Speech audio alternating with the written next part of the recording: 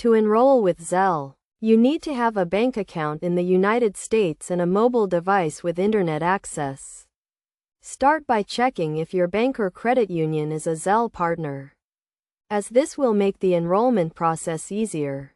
Begin by opening the mobile banking app of your bank or credit union and look for the Zelle option.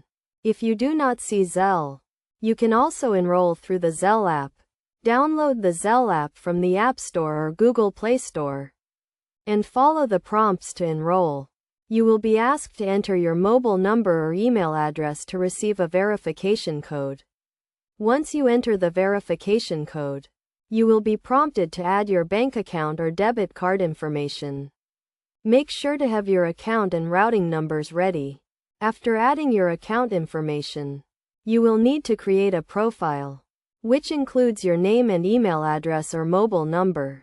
This information will be used to identify you when sending and receiving money with Zelle. Once your profile is set up, you will receive a confirmation message that you have successfully enrolled with Zelle. You can now start sending and receiving money with friends, family, and others who have enrolled with Zelle. To send money, simply enter the recipient's email address or mobile number, the amount you want to send, and a memo to explain the transaction. The recipient will receive the money directly into their bank account, usually within minutes. When receiving money, the funds will be deposited directly into your bank account, and you will receive a notification.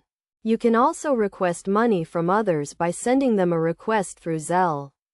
To ensure safe and secure transactions, Zelle uses encryption and two-factor authentication. Additionally, since the money is sent directly to and from bank accounts, you do not need to worry about carrying cash or using a physical wallet.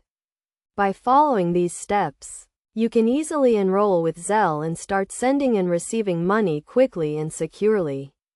Remember to always verify the recipient's information before sending money, and be cautious of phishing scams or other types of fraud.